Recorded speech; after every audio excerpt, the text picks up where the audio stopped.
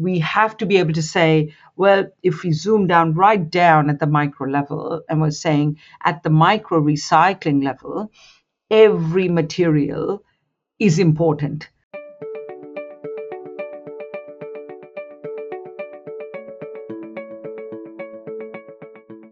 Hi, everyone. Welcome to Infrastructure Connections, the podcast where we explore what makes sustainable infrastructure work. Brought to you by the Infrastructure Sustainability Council. I'm your host, Rebecca Santiago, and today we'll be talking about circular innovation with our guest, Veena Sahajwalla. Professor Veena is a globally recognized material scientist and inventor that's transforming the recycling industry.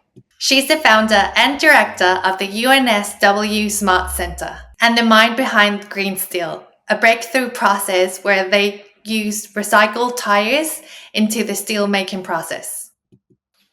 Professor Veena developed the first microfactories in the world for e-waste, plastic, and green ceramic, turning waste into valuable materials.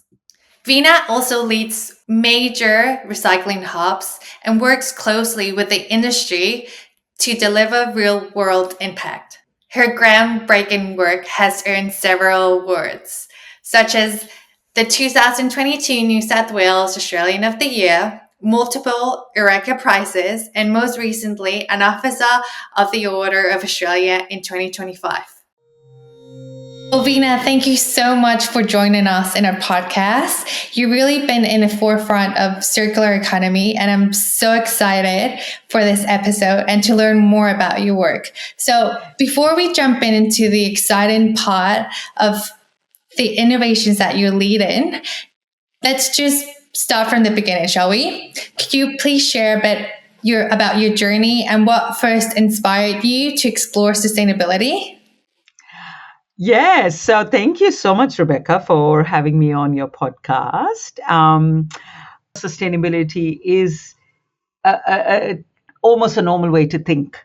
And the more we can kind of make it a norm in the way we all think about, caring for our planet and people, the more we can think about practical ways in which sustainability comes to life. So for me, sustainability started, all the way back in India. I was a kid growing up in Mumbai. That's where I was born.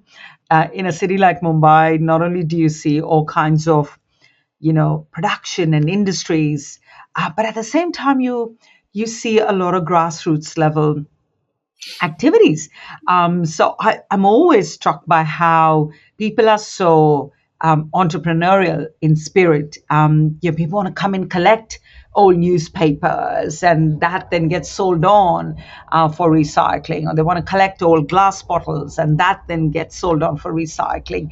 And I think part of what I really enjoyed in a way was just to be able to connect with people, because it helped me kind of really reflect on the fact that, so all those old empty glass bottles, medicine bottles, for example, had some value in it, because all these people who are coming around collecting it would be more than happy to give you a little reward in return. And the little reward could be a little bit of pocket money as a kid, even a small amount of pocket money to go off and buy a lolly was a pretty big deal, So you sort of had a sense of pride, because it was like, it's kind of something I've earned, because you had to work for it. I mean, you had to collect your old bottles and you had to work for it. So I think to me, that's kind of in a way thinking way back in early part of,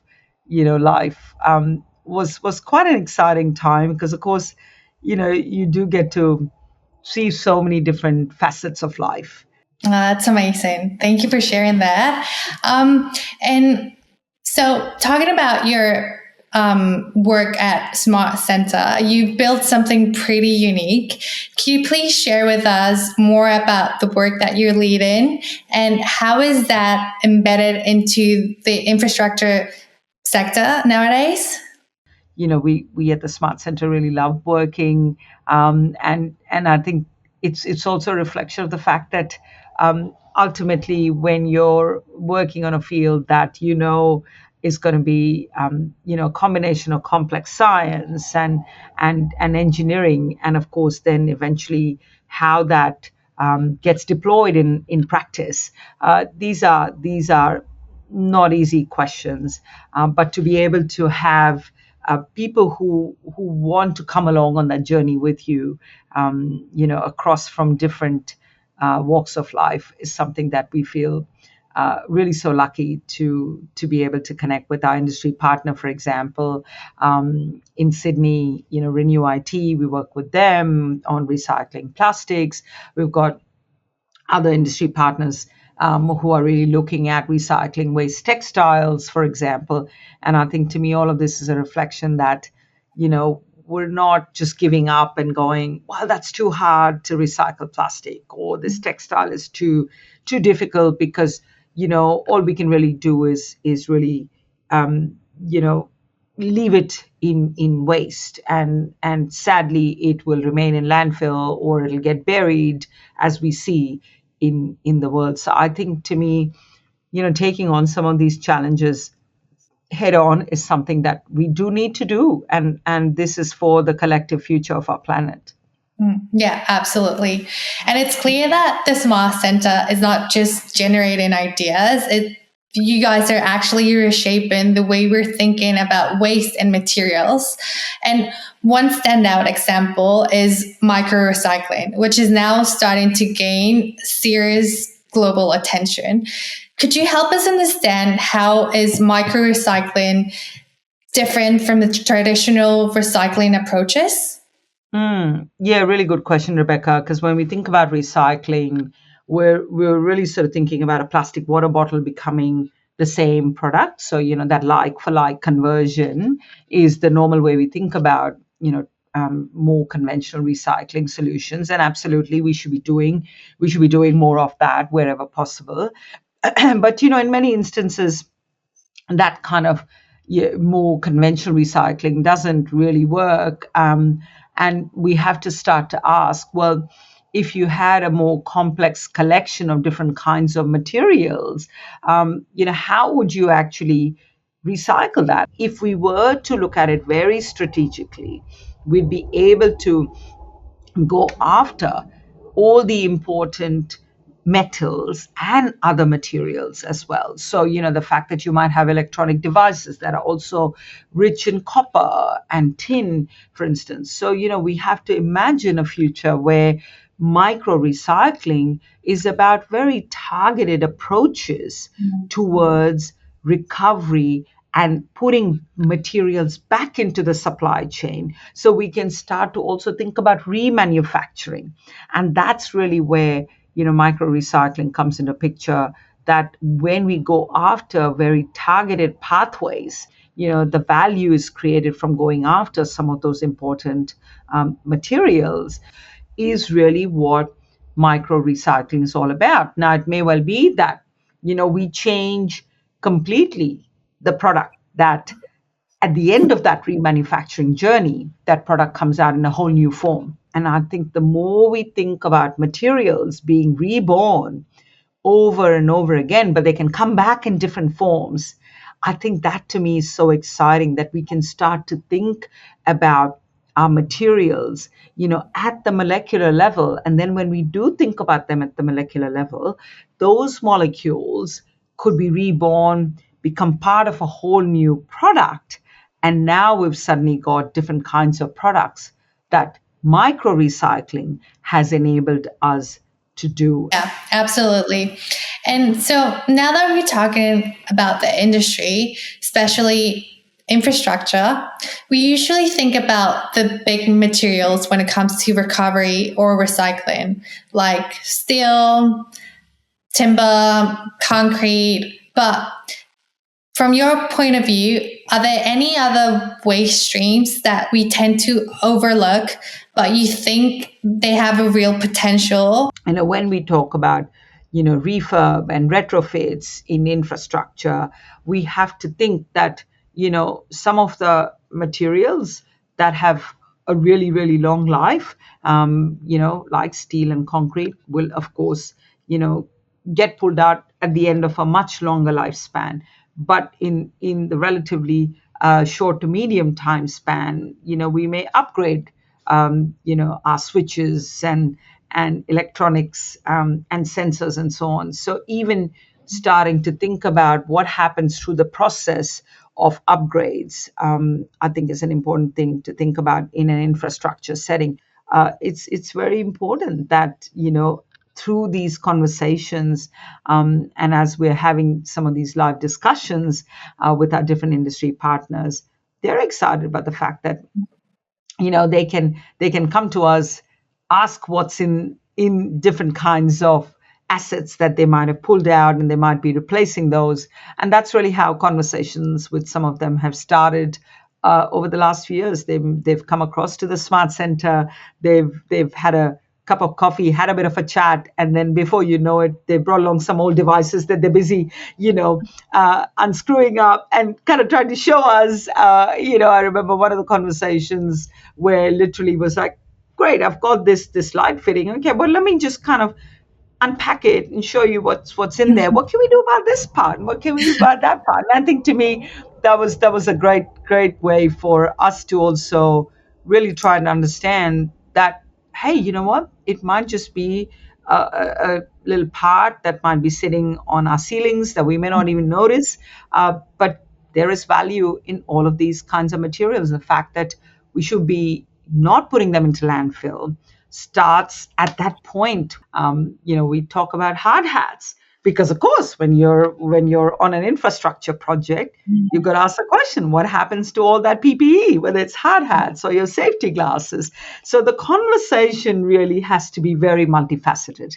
And we have to look at the overall ecosystem. And if you want to be sustainable, you have to ask the question, well, if I'm not using that hard hat anymore, and yes, it's no longer usable because it's reached its use by date and it's got to be replaced. Yes, there are rules about the life of these products, but the material in that hard hat, for instance, could well be reformed and used for remanufacturing a completely different product. So I think, to me, these are the kinds of conversations that we can all be having when it comes to sustainability, when it comes to sustainability in the world of infrastructure. Yeah, thank you for sharing that.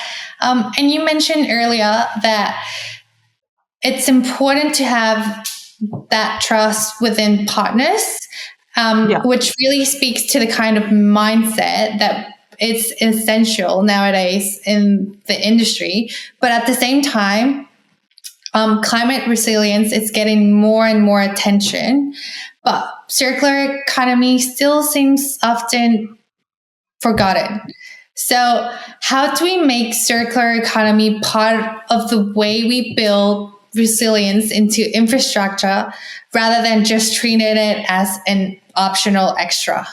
Asking the questions of your service providers can be such an important first step that you can take, and ask many questions.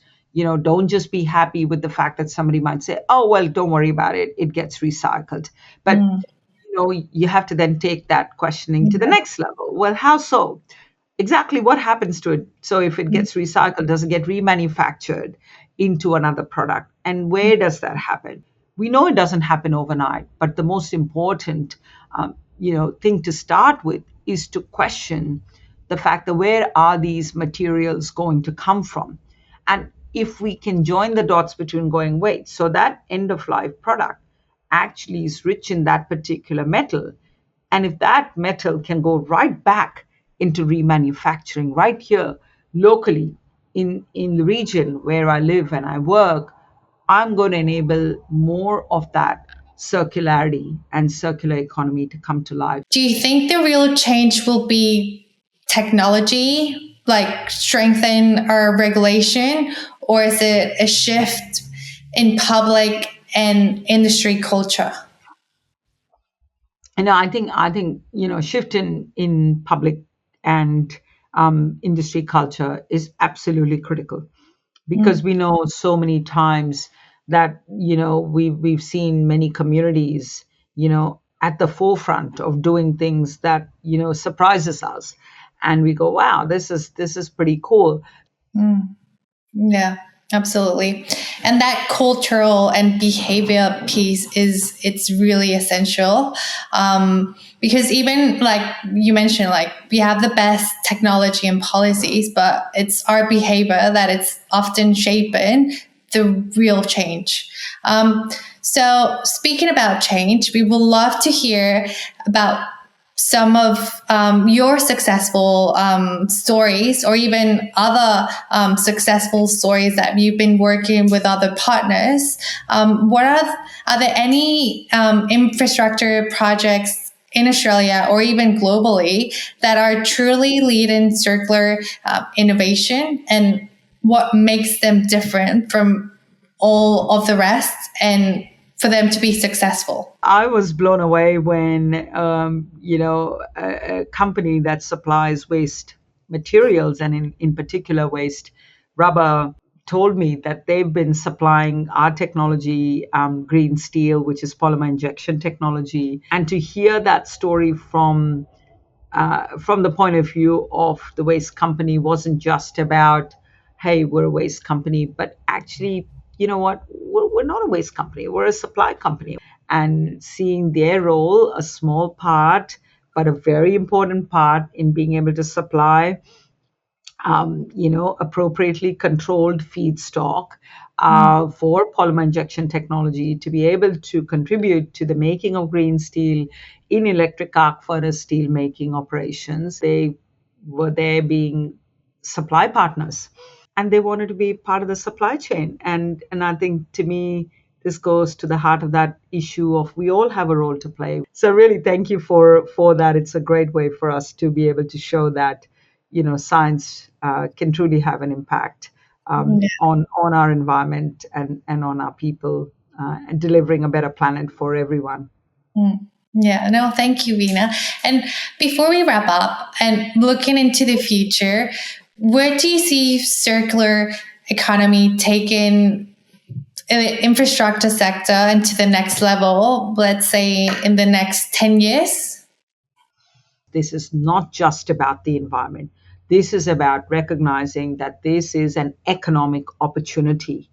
And I think, to me, over the next decade, we're going to have conversations that demonstrate how this can lead to and deliver economic benefits for our communities and for our businesses. Infrastructure as an industry sector can play such a big part across the supply chain, whether it is end of life materials coming into the supply chain, or reformed and remanufactured products going into various projects.